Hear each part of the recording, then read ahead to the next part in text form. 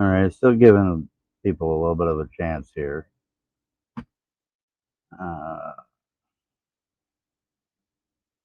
Maybe at least one person, or at least one person.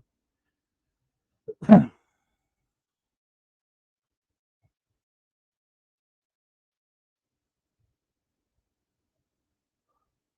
am doing this on through StreamYard because some other people have done this, and it was like an interesting concept. So we'll see how it plays out.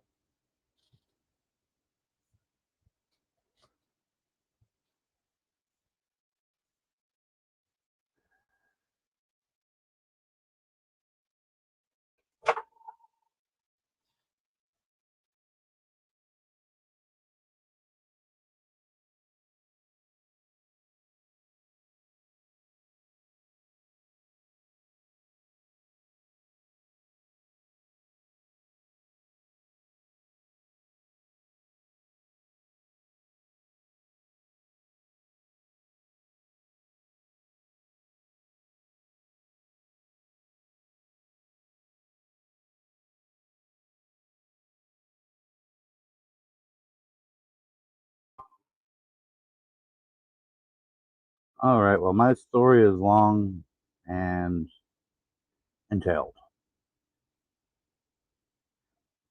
The gist of it is started off seeking VA services. Well,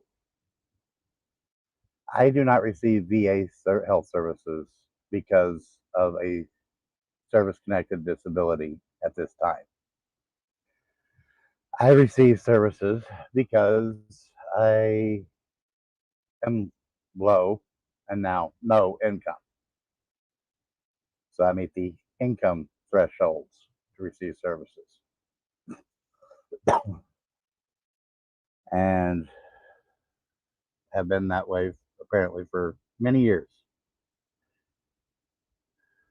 And so that's what's going on. That's how I have services through the VA. I first started receiving services up in New York State, VISN 2, as they call them, VISN 2, which is basically Western New York. Basically Syracuse, Rochester, Canandaigua, Bath, Buffalo, Wellsville, yeah, but some, yeah, Finger Lakes and West regions. My experience with them has not been good. I've also received services out of Marion, Ohio, with a trip to Cleveland in the middle of the pandemic, as well as Louisville, Kentucky, and a clinic, outpatient clinic, uh, in I'm trying to remember the name of the town. And the town and the county are pretty close. In Kentucky. Then we got to Texas, where I started to try and seek services at the Lufkin VA, which is part of the Houston Texas network, and then ended up over here in Austin, which is part of the Central Texas HVECA, however they want, whatever alphabet soup they want to use, which is based out, but they're the main director and all that is in the main hospital is in Temple, Texas.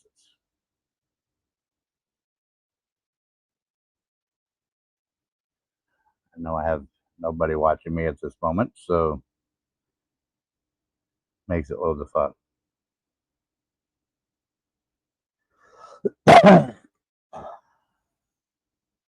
I've been seeking services with the VA, been using services with the VA since oh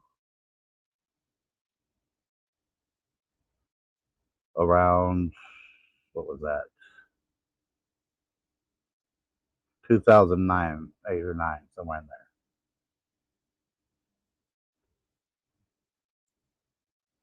there. And because of that, Uh, and there was different reasons for why I sought services in the first place. I won't go into those on this stream. It's going to be long enough as it is. And then hopefully it'll be saved and be able to be shown later.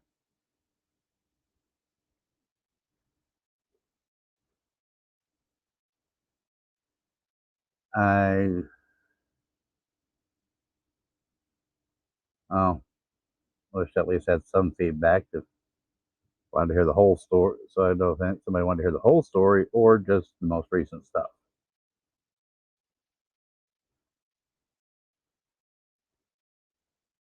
But well, we'll stick with the most recent stuff because that's where things go. Now, I will say that the reason for trying to get a powered mobility scooter, I've been trying to do that since before the pandemic, and my first request was done in Bath, New York. There, they had I had done a C&P exam, not this PMRS stuff that I find out about later, and even did a test drive with the prosthetics department in Bath. The C&P type exam was done in Canandaigua, but I was denied because even though I was in a ground floor apartment, it was still raised up. It still took like 3 steps to get onto a deck and into the house, into the apartment. But they wanted to put the cart before the horse because I didn't have a ramp to get it in or a storage shed or garage outside, because it was a rental, to properly secure the scooter. Interesting that they did that. I did not get it in writing. It was a verbal denial. So, of course, there's no record of them saying that. There's no record of them basically even having me in the prosthetics department to do the test to say, yeah, you're approved, but you're not. Now, and ended up just before the pandemic going to Ohio because we had lost our place in New York and was offered a place to stay that didn't come to fruition. Ended up staying somewhere that was basically an old plumbing warehouse store type store with some people that gave us a place to stay. So plenty of room for storage, securement. I mean, heck, it had a garage door on it. Uh, Easily wheelchair power scooter accessible. No ramps needed. So I tried again when dealing with the Marion, Ohio VA outpatient clinic. And they had me go up for some pulmonary testing, which is my breathing because of my COPD.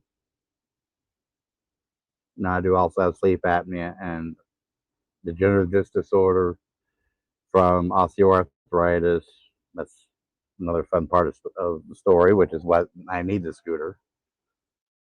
I can't walk more than 10 feet without being out of breath. Heck, I'm out of breath now.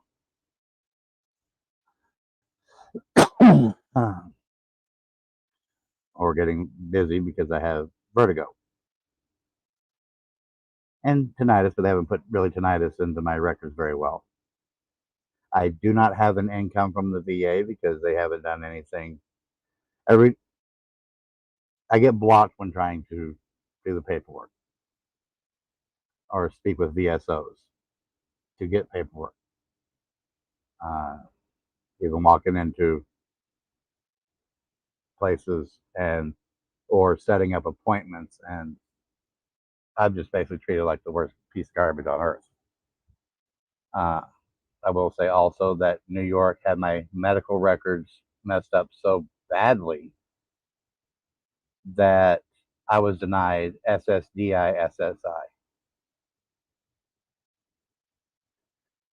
and the reasons are ridiculous. I'll go into that later. But in Cleveland, I was told I was going to be denied a powered mobility scooter because I wasn't on oxygen yet. That was the reason given in the middle of the pandemic. I reluctantly went to Louisville because we were on our way to Texas, and I was just doing that to keep my meds and things like that. We live full time in an RV. Current RV is what you see as my backdrop here.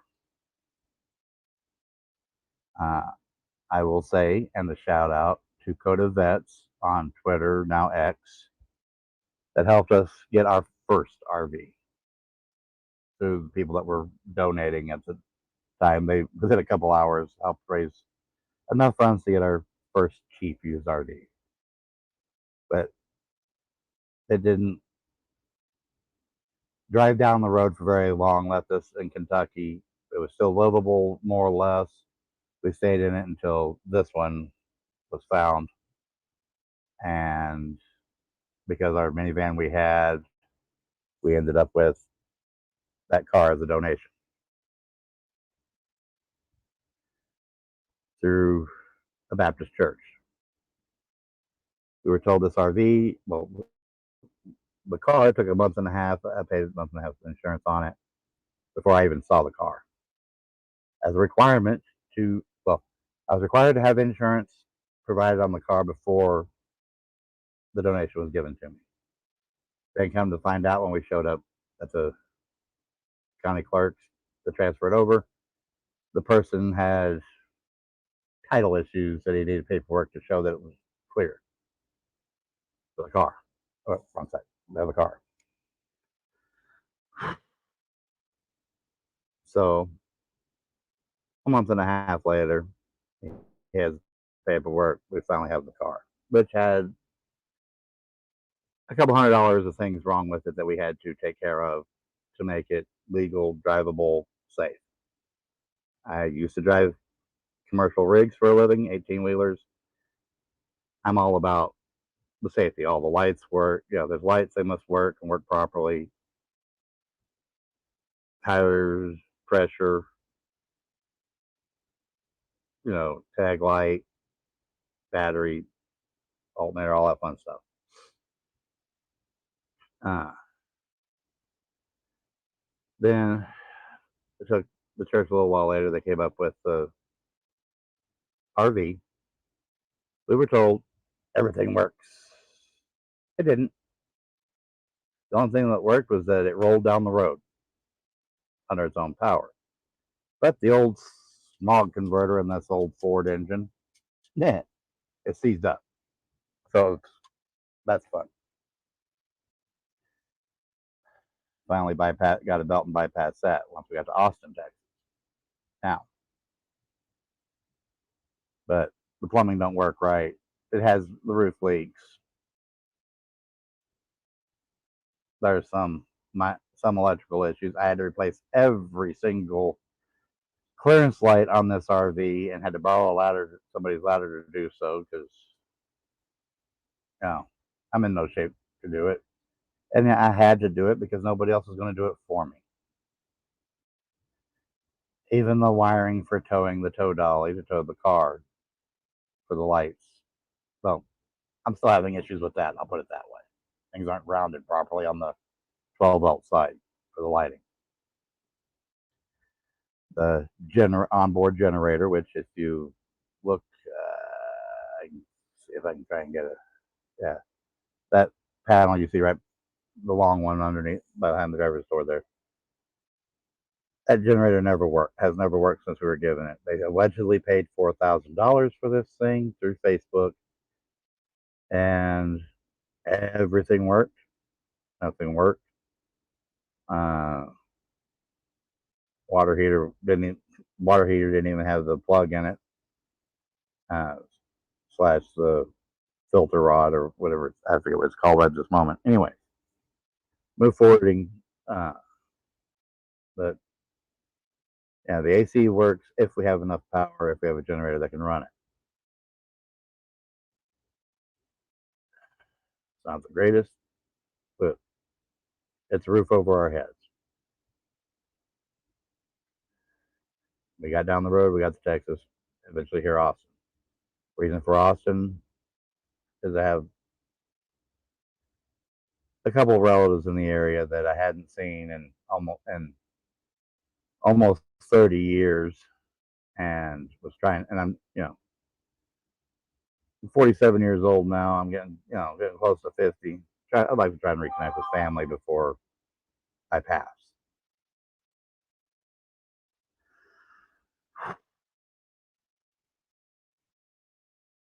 And as things, well, get here to Austin.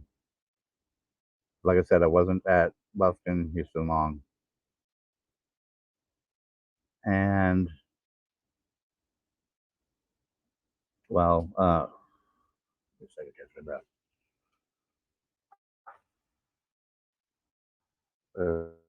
There's nobody here anyway, so it don't matter. Uh, which doesn't surprise me. Um, and I do have a wife and a daughter and a dog. The dog we got when we were in Kentucky, just, waiting on this RV blessing.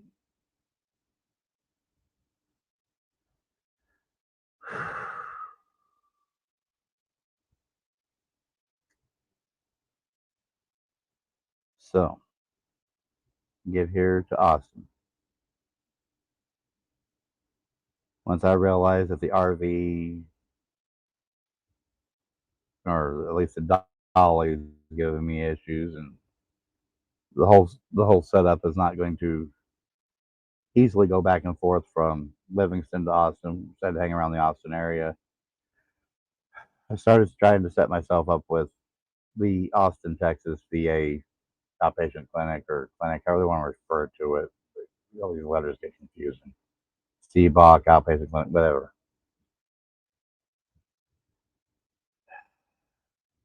They had spoken with a patient advocate when first trying to set up here in Austin, and was told by the patient advocate that I would be denied for a powered mobility scooter because I live full time in an RV. Makes no sense. People live in RVs there are many full timers, and some of them disabled with power chairs, power scooters. It makes no sense. You know, that's about the same as somebody driving down the road with their scooter on the back of their pickup truck to go to the store or wherever they're going. It's not secure. Makes a whole like a lot of sense.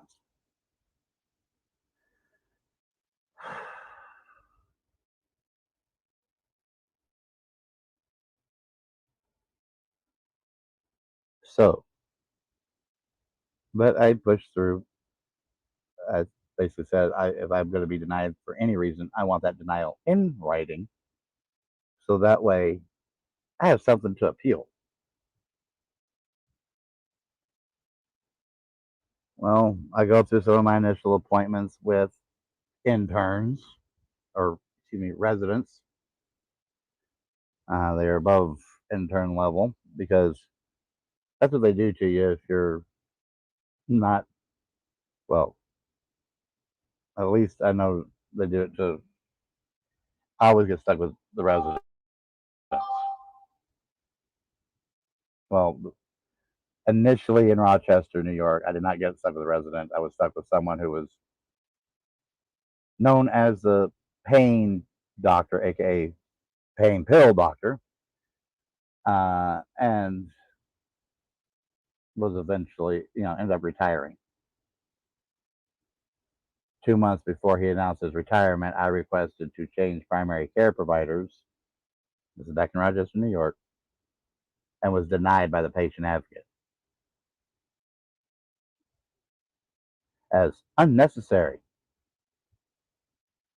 Very necessary when you go in, you have 5 things that are wrong with you. 3 of them he types in, get put into your medical record, and it's never the same 3, which is why my SSI was denied. Never the same 3 things, and let's focus on just one issue for the next year. Oh, you have acid reflux. Well, we'll focus on that for this year. Oh, you have vertigo and tinnitus. Well, let's just focus on that in between this and the next annual appointment. Yeah, but back to Austin. Now, I'm going to say this: in Ohio, in Louisville, in Lufkin, and here in Austin, after my experiences in New York with all those facilities there, one of the first things I was saying, and I even said it to whoever I was assigned primary care, that I've had bad experiences in the past. I am hoping and praying I don't have the same experiences here. Giving them a heads up. It's not saying anything bad, but I did have the primary care doctor in Lufkin who was Vietnamese. His last name was Nguyen, or however they pronounce that very common name. Unless that's the first name, I don't know. But he blew up back at me, which I thought extremely odd. Now, I did find out when I got to Austin when they turned around. Luckily, I only had one appointment with that gentleman. But I was like, if, his attitude towards me, the only thing I could think of is, yeah, there's a lot of Vietnam vets in the VA system, and a lot of them are in Army, especially in that part of Texas.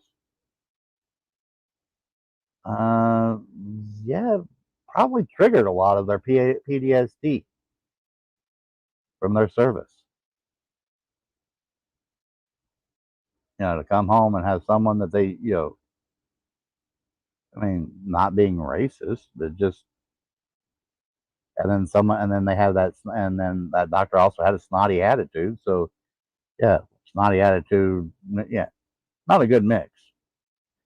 I do know that when it was supposedly said that a lot of VA doctors were sent down to help the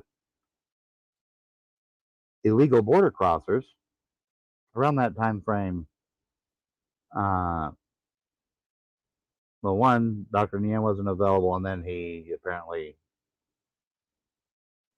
is no longer working for the Houston VA system. So I don't know if he was terminated. He quit. He went off on to better things.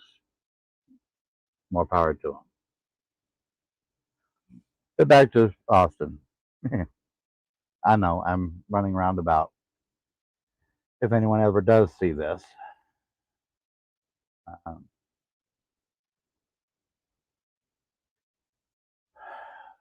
but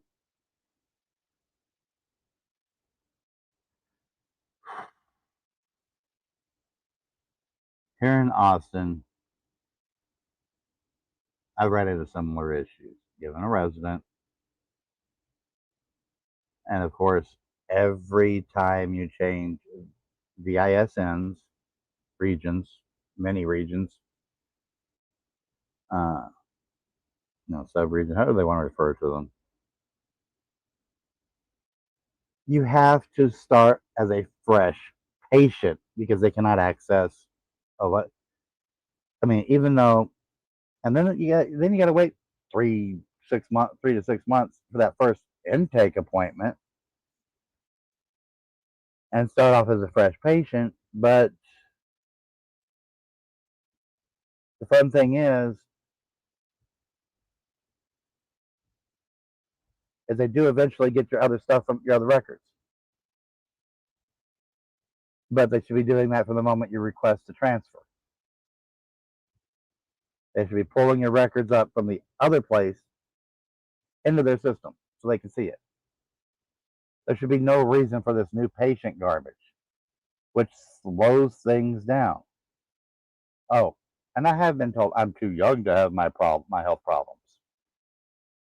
Well, you be basically an nothing grunt your whole life, and out of the military, doing all the hard jobs.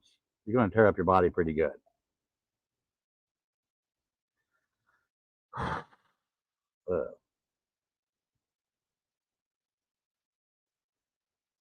So slowly start getting things on track in Austin.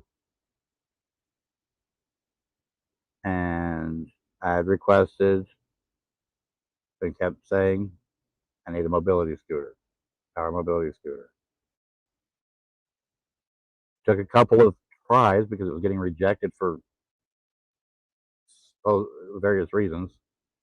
I get the PMRS appointment in Temple in March, 21st or 22nd. I forget which day that was. My appointment was on Tuesday. The day before was on Monday, is when apparently they took down a memorial cross.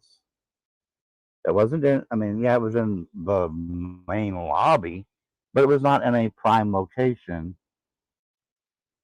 downstairs at the Austin VA. And it was allegedly signed off on by the former Army bean counter and now VA bean counter, Director Michael Kiefer.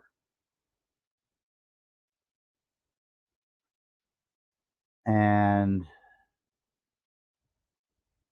apparently the next morning, early morning, because I had to drive up because of the weather, I literally left South Austin at 4:30 a.m. to be there at 8 a.m. and was sitting outside the door, and I was the first one outside the door when they opened up at 8 a.m. for my PMRS evaluation. And I had to have somebody that dropped in, maybe. So whoever that is, welcome. I've gone through a lot already. What I was just talking about was when I had my PMRS appointment at Temple, Texas.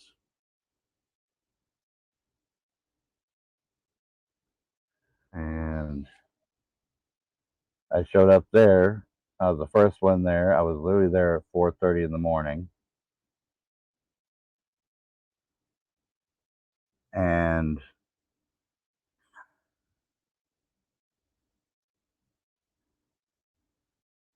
4:30 in the parking lot, because you pretty much have to do to get a handicap space anywhere near the building.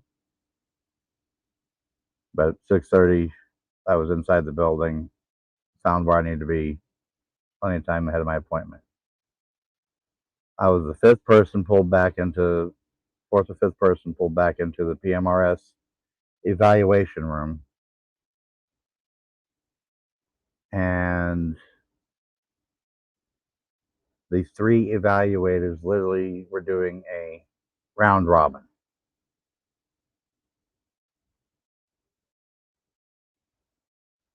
And during that round robin, I had the female evaluator with a trainee in tow asked me if I was an Army vet. If there was someone, they're gone now. If I was an Army vet, no, I had my Navy ball cap, took it off my head, or it wasn't even on my head. It was sitting on the table behind her laptop, or on the exam table. I lifted it up over her laptop screen and said, "No, I'm Navy," in front of a witness.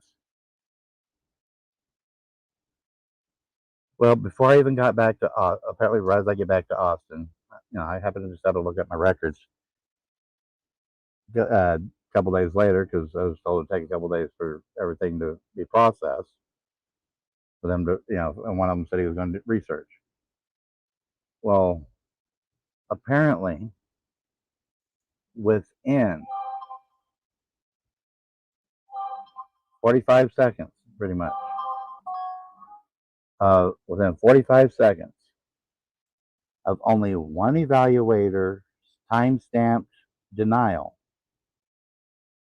and based on and that evaluator said that I was basically put in a code that I was obese due to excessive calories. I'm a fat pig. That code translates to nothing but a fat pig. I don't eat hardly anything. I eat less than my 11-year-old daughter. Okay, granted she's a big, she's hefty for, but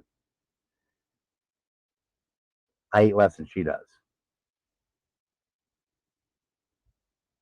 I eat less than my wife. Well, that's a fight sometimes who eats less. But just because we try to save money any way we can, our only income is my wife's SSI that she's able to get for her disabilities, which are permanent.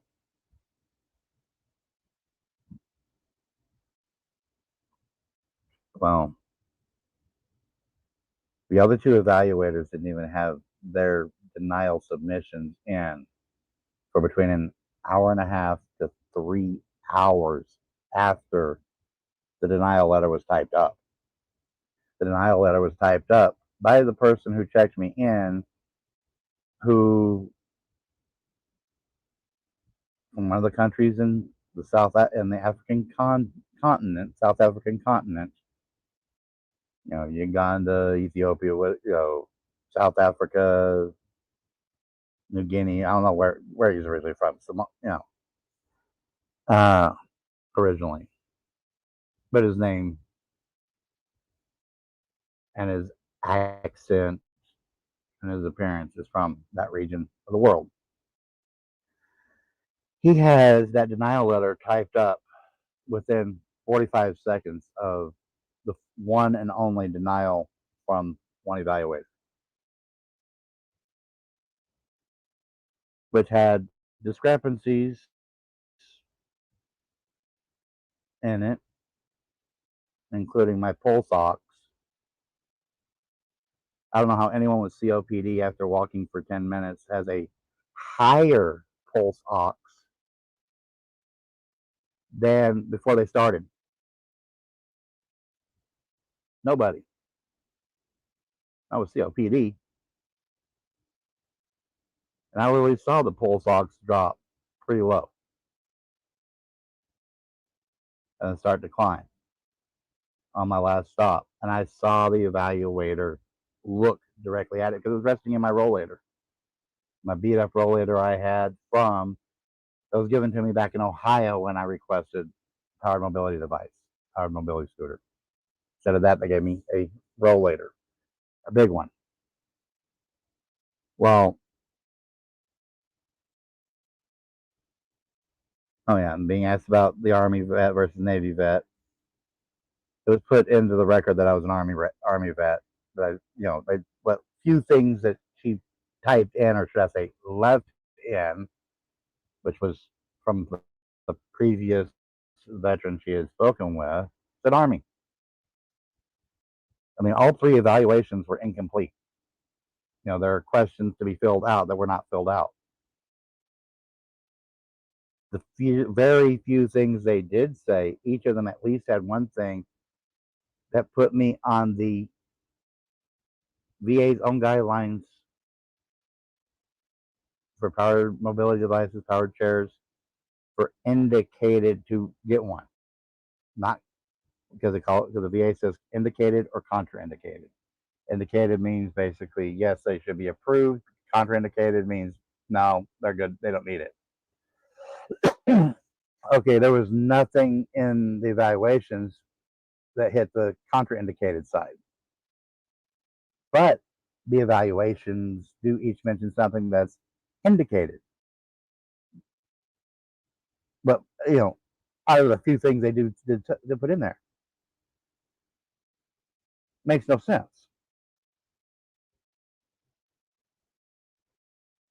And the timestamps, because there's a timestamp, and you're looking at the records on the left side of the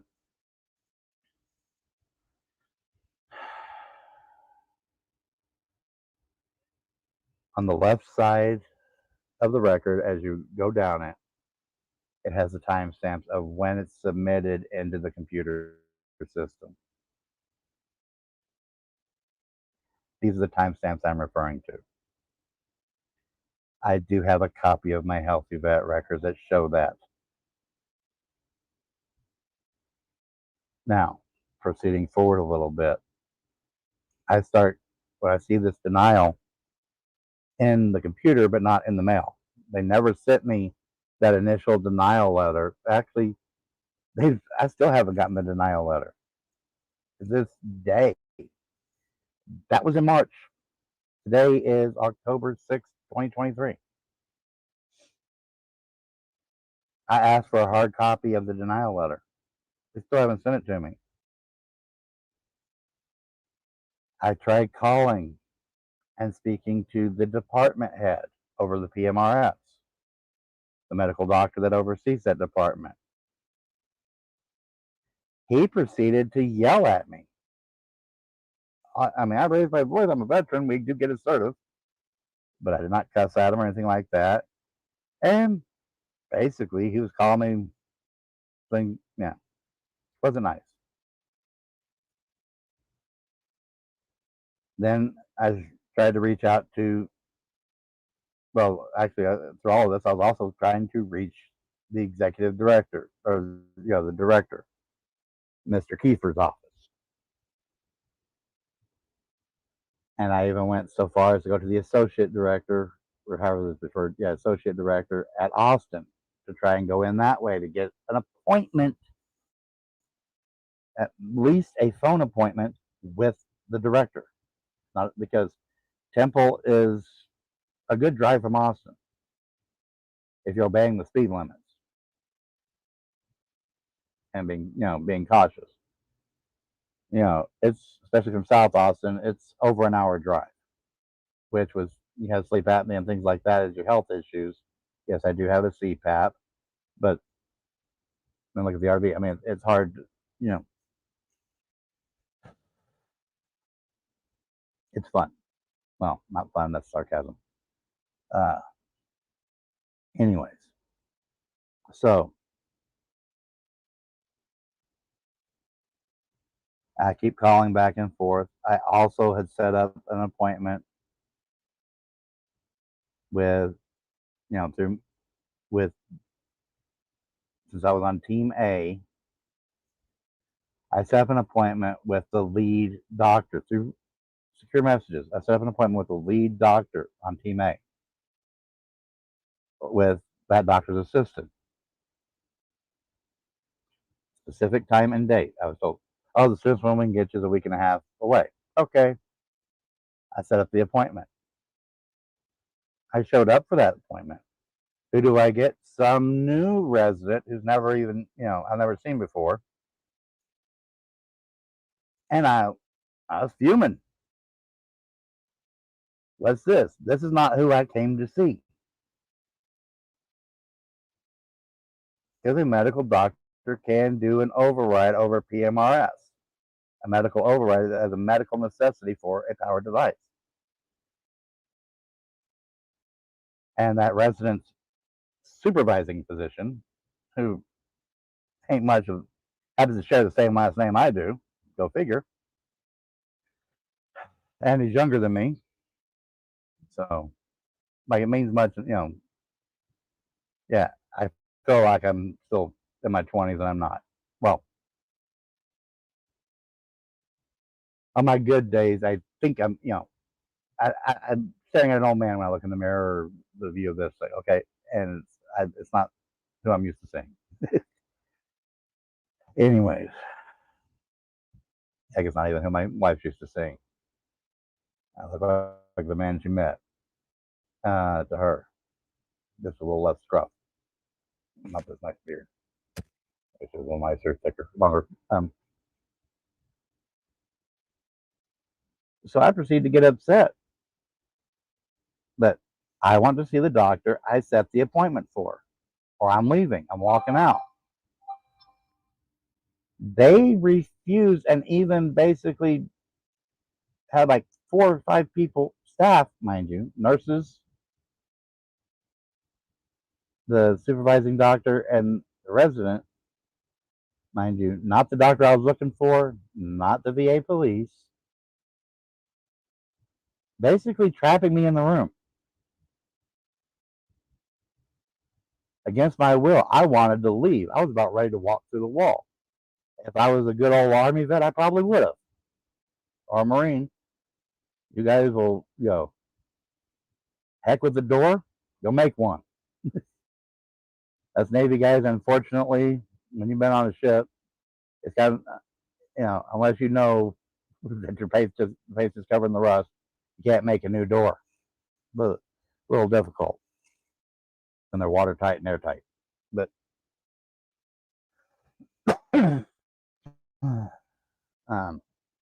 so, anyways, yeah, I raised a bit of a ruckus. I cursed, because I was upset. I wanted out. I wanted to leave because I knew I'd just been disrespected and pulled a bait and switch. They refused. Also, around that time, I finally did get my appointment with Mr. Kiefer. Actually, it was a few days prior, I believe.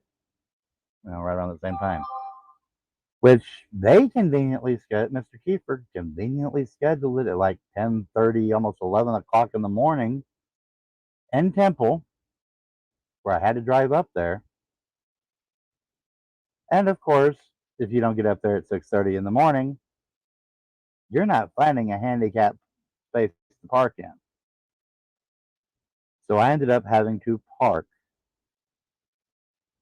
And if you use Google Maps, all the way up by the chapel on the outer road side of the parking lot, and try to hurry and with my rollator as fast as I could and figure out where the director's office was. Then I show up and into the choke point called the lobby for the director's office. Mr. Kiefer steps out and calls me Mr. Walker. Yes, I had a cowboy hat on, and yes, I was using a rollator. So which way was he calling me Mr. Walker when my name is Mr. Miller? Now, I will say that I tried to video record with the body cam and the pin cam, cheap little body cam and cheap pin cam, because I don't have a whole lot of money for anything fancy. And for some reason, those didn't record the meeting. But since I have a podcast account, because I know trying to record with the phone itself, with the cell phone itself, will sometimes just stop on you. I just wanted to so I started audio recording using my Anchor FM, Spotify for podcasters now, podcasting app, just recording the audio, and made sure my phone was upside down so that way the microphone could pick it all up. Playing at least that smart move. And I got 33 minutes of audio recording, which included the greeting of Mr. Walker. My last name is Miller. I am proud of my last name. It took me all the way until I was in like the 3rd grade before I even found out what it was, that it was Miller, not some other name. Okay. Oh, and mind you, during the 2 months of me trying to get a hold of them, copy of the VA guidelines, a highlighted copy of discrepancies, and the original Healthy Vet record without the highlights was all sent in an email to the associate director and to the director's secretary or receptionist or executive assistant, whatever job title she is, uh, Beatrice, aka Trixie. Um, she had forwarded it to the director. Because every time I tried to call, he was unavailable. I even tried calling using 2 different phone numbers, and that was fun to get that appointment with him. And I got, you know, within a half hour, within 20, 10, 15 minutes of each other, without announcing who I was. Of course, I got, oh, he's out of town or he's in a meeting. I got 2 different reasons for unavailable uh, within minutes. I called her out on it too, but I think it's fun that finally decided that I wasn't going to, die under one of their rugs or in one of their hallways. So they might as well do, at least appease the beast. I mean, it looked like a beast, and big old teddy bear at heart. Anyways, so they set that appointment up. Super difficult. Believe it or not, sheer will, I made it. I got 30 minutes of recording. It's on my podcast on Anchor FM, Soldier of God, the Soldier of God podcast. The tail end of it is nothing but the unedited version of the recording. Yes, I try to make.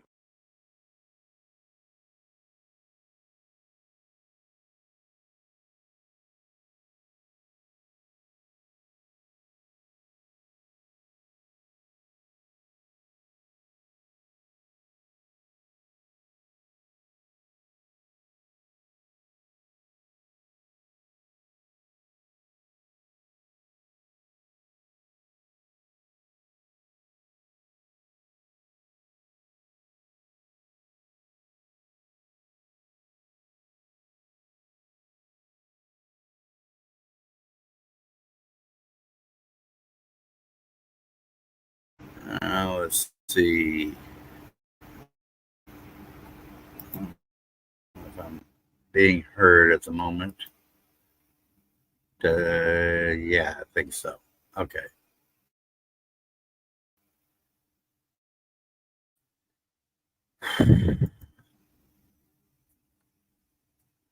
And looks like things might be buffering a little. So, anyways, I turned around and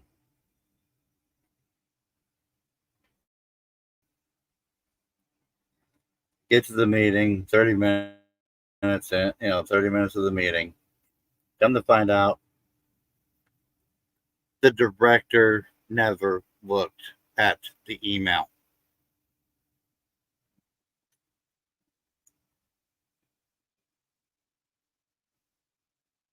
Never.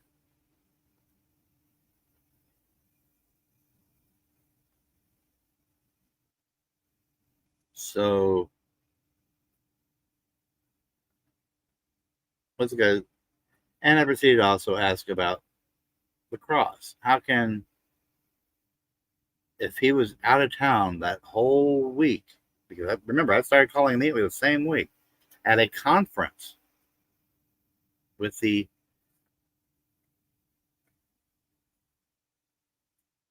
director below him right there at the temple, executive director, or his assistant director there at that facility, they're his second in command. If they're both gone, which is messed up, and the chief of staff is gone,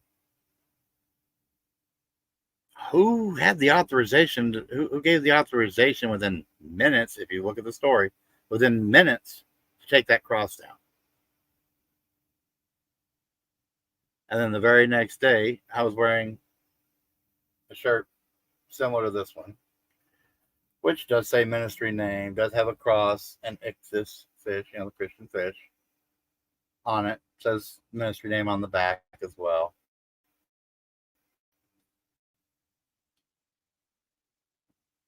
You know, is there religious discrimination going on? Is it age discrimination? Is it branch of service? Is it just because I'm a male? Is it a white male? I turned around and did a FOIA request for denials versus approvals for the last 5 years for PMRS in Temple, Texas, and across, basically denials and approvals with as much of a, what's that called?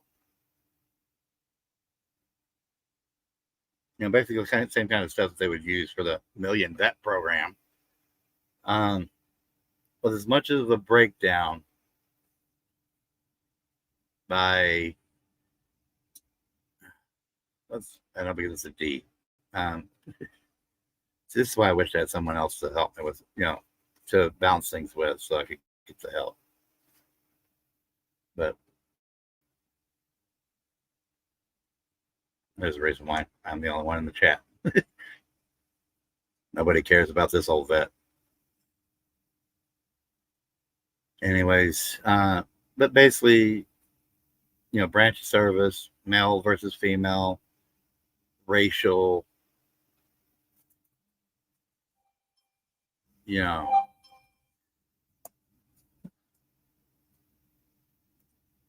all of those things.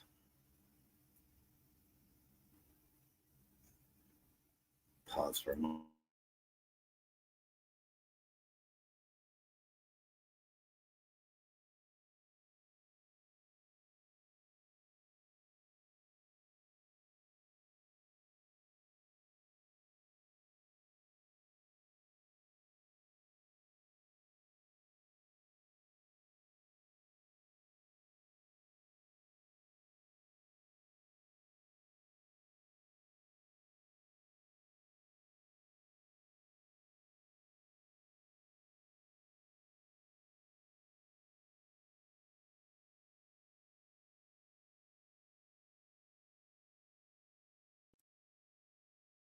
Here we go live.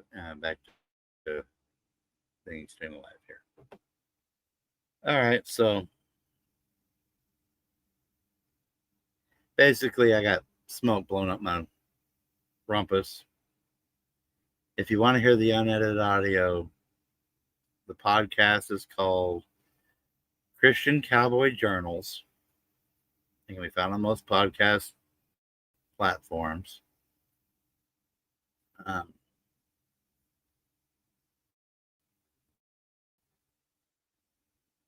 If you want to help financially, you got the Give, Send, Go and the Venmo. Give, Send, Go to help get a scooter without the VA's help. I mean, oh, and I forgot to mention that gentleman who typed up the denial letter from Africa, from of African heritage,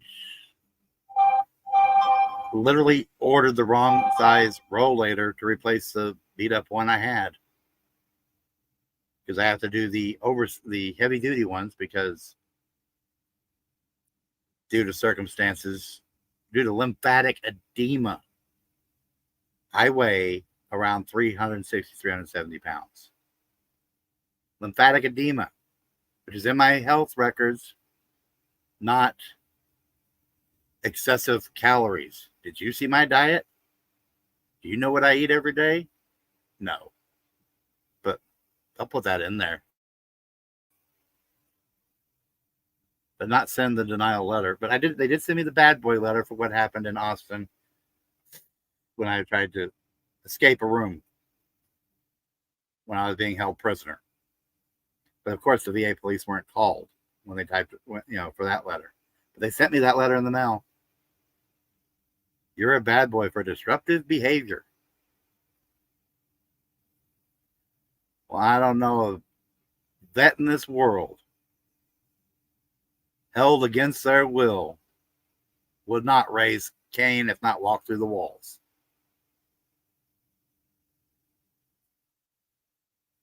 The The fact I didn't punch anybody or anything like that and just used a few curse words and raised my voice says a lot.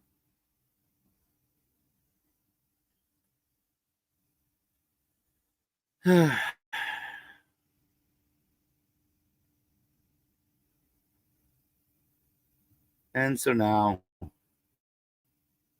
even where we've been parked with our RV in a more or less free place, we're full-time RVers. We're not homeless.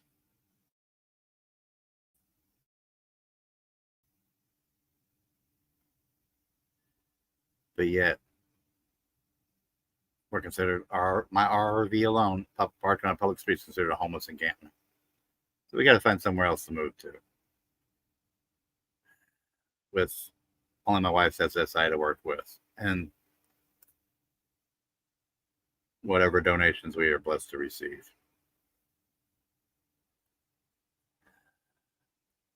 But the podcast, Christian Cowboy Journal podcast, can be found. Well, it's hosted on Spotify. It can be found on Apple, iHeart, Stitcher, a lot of other places. There's not too many episodes, and thought about doing this a special episode there, but thought I'd attempt to do a live stream.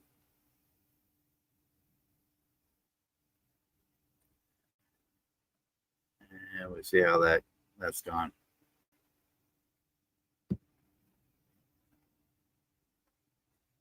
God bless.